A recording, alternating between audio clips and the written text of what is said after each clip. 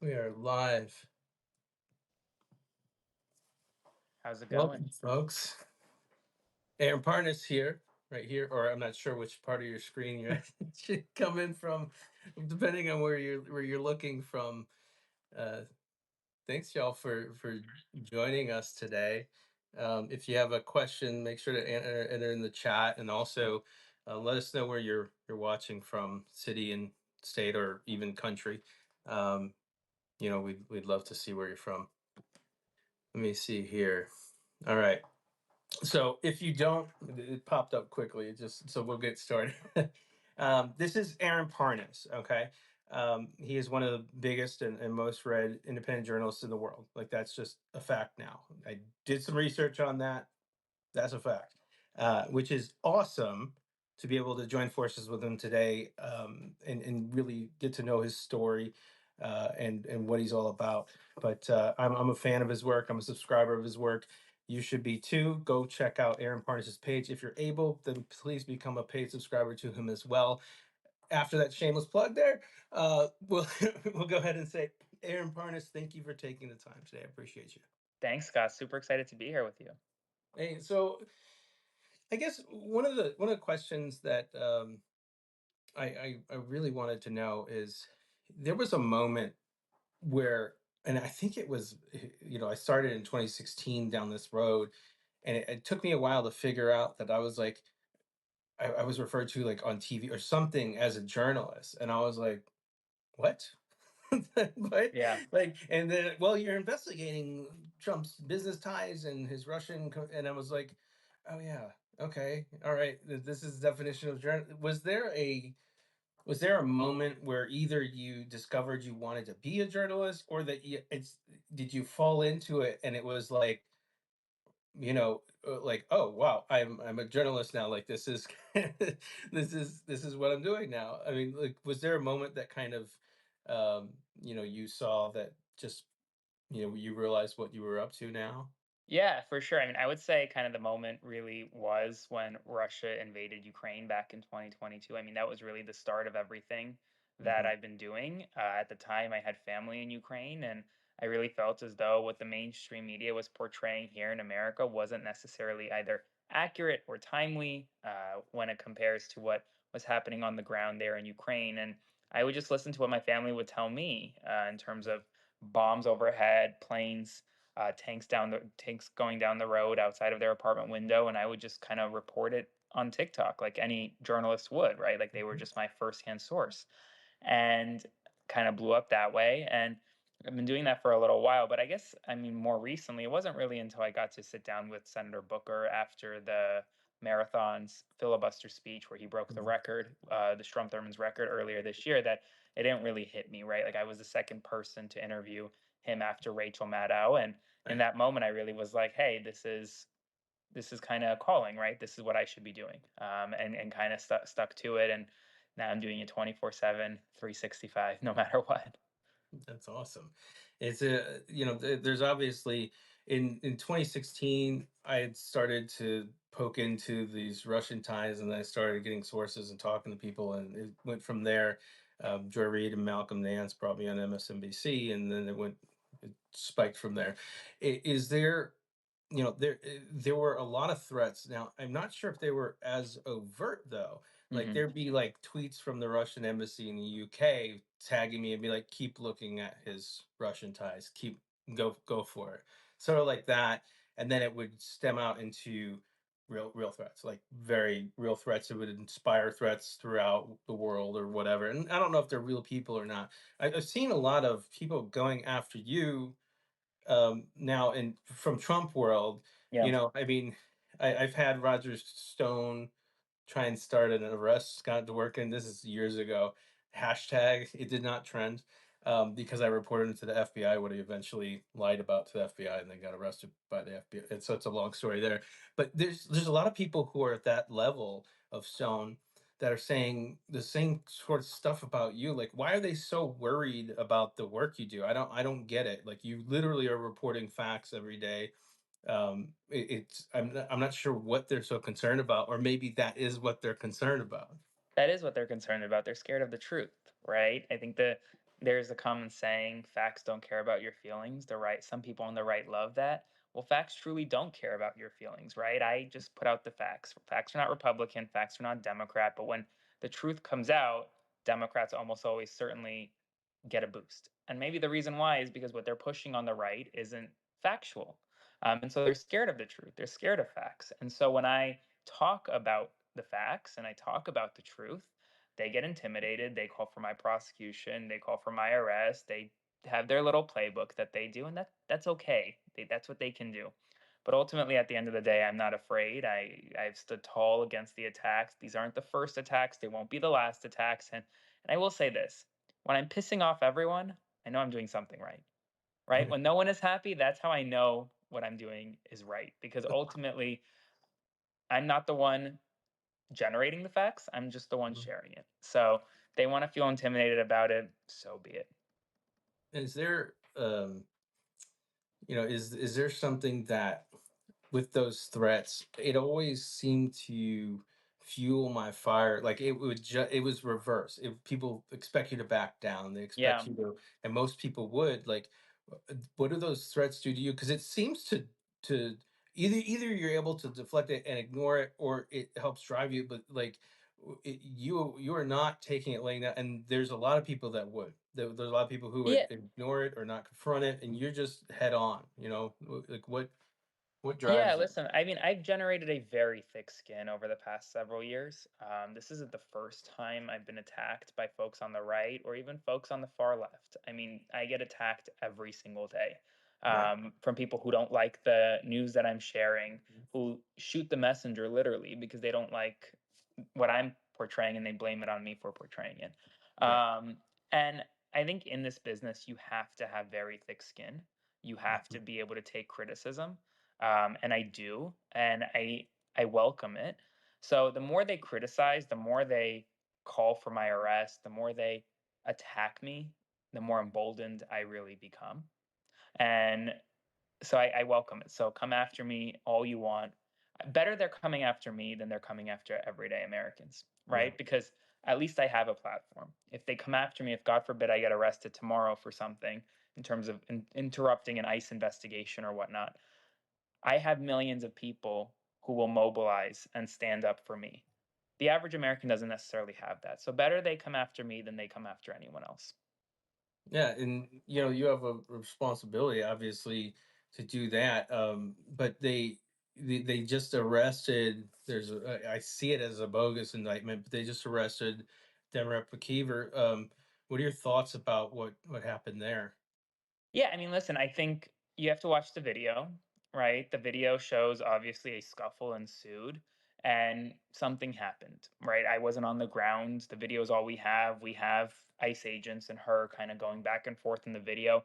I think ultimately the prosecution of her, the indictment of her, is a political move. It's meant to draw clicks and draw eyes for Alina Habba, who is trying to become the Senate confirmed U.S. attorney for New Jersey. Right now, she's just an acting U.S. attorney. Do I ultimately think that the prosecution is completely off base and she'll be completely acquitted? I don't know. I don't have an answer for you because it's ultimately up to 12 random New Jersey residents, right? It's not up to me to make that decision. But at the end of the day, LaMonica McIver had a right to be at that ICE facility. She was conducting regular oversight duties just as any member of Congress would. And every single member of Congress, whether you're a Democrat or you're a Republican, you have the right to conduct oversight at ICE facilities. And that's what she was doing.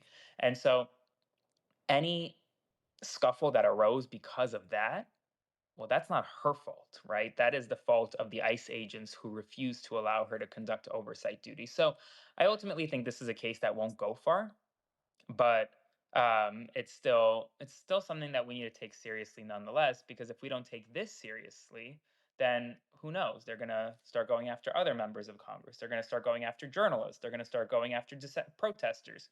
And ultimately, if we don't speak for Congresswoman McIver, then there's going to be no one left to speak for us when we're the ones getting in trouble. I just realized I butchered her name, but that's the Irish part of me.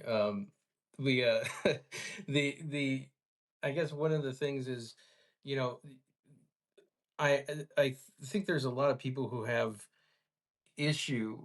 Um, the same people who have issues with you right now seem to be the same people who also took the opportunity of Biden's cancer Yeah. announcement to attack him and whatnot. Um, I find that to be not a coincidence that it's the same people that are going after you. What are your thoughts about them going after Biden, and then doing that what about thing, or doing the sort of pivot, especially JD Vance did it, where he's like, whether or not this is the time to talk about this, and then he goes and talks about and attacks them. Like, this is what we're dealing with. What are your thoughts about those attacks? Well, I'll just say this. Yesterday, Donald Trump had a phone call, 2-hour phone call with Vladimir Putin. Right. After that phone call, he went and spoke with President Zelensky and European leaders. And on that phone call, he proceeded to tell President Zelensky that Russia is finally willing to come to the table and negotiate. President Zelensky had to remind him that Russia has been negotiating, that they literally had a discussion in Turkey last Thursday. And Mhm. that phone call then went silent because European leaders were shocked that Donald Trump forgot about negotiations that happened just 4 days ago. Right. If Joe Biden was president and you put Joe Biden's name instead of Donald Trump's, you'd have 25th Amendment calls, you'd have impeachment calls, you'd say he's unfit to serve. Right. That's just one example. But there are examples every single day. You take one of Donald Trump's Truth Social posts, you change Donald Trump to Joe Biden, 25th Amendment, right? 25th Amendment. Ultimately, those that are using the cancer diagnosis to go after Joe Biden's alleged mental issues or lack of mental acuity are looking for clicks. They're looking to sell books, and they're propagandizing a story that, honestly, to me, is not the primary story in the news right now. If you were Jake Tapper or Alex Thompson and you had all this evidence that Joe Biden was unfit to serve as president, then freaking release it when you have it. Right. That's what you do as a journalist. You don't Right. hold on to it and then go and sell books after Right. Joe Biden's not in office anymore. Right. And if I think we both have met uh, Biden before, me several times. But I had the pleasure of working for President Obama for his inaugural committee for convention, and so I'd run into President Biden, or at that time Vice President Biden, uh, and whatnot. And he was always a solid, straight shooter. So it was interesting to see the attacks build up over the years, like they did. I never met Hunter before, but that's completely separate from him. So we have Michael Cohen. Hi, thanks for joining us, and Harry Dunn, one of my buds. We last hung out in DC for my birthday, a day that where was it? We were at the White House. I don't remember why. Oh, getting a briefing about social media, I think, or something like that. So at the end of every chat, and I wanted to make sure that I got. Um, oh, actually, there is one question that I had from the audience, from American Citizen. Uh, what should we do, is the question, if they arrest you or go after you, or you're unable to be on like social media or whatnot? People, there are a couple questions about like what should they do to respond. I don't play with hypotheticals like that. I honestly don't want to even go down that path if I don't have to. I mean, here's the Good. thing. We live in a country where the First Amendment still exists, where the First Amendment matters, and the judiciary will uphold that. And so there will never be a situation where I can't be on social media. They try to do it to Michael Cohen when he tried to publish his book, and he was quickly let out of prison um, uh, minutes or a few days later. And so I think the judiciary will always ensure that the First Amendment is protected. I have my contingencies already on my end, but hopefully we'll never have to get there. That's great. And if we would have your back 100%, 110%, however, whatever percentage you want to make up as high as possible. It was the same thing. I mean, I see these similarities. There's that island. There's that kind of like where you're put on, and it's like, well, you have a lot of people that are listening to you right now, but you fought through the storm, and I think because of that, you're a great success. Also, very talented at what you do. Not to float your boat, but it really is. It's great to see someone with that. I had it. I've still got it a little bit, but I had that sort of flavor, like back in the day, and it just was like when I was calling for impeachment in 2017.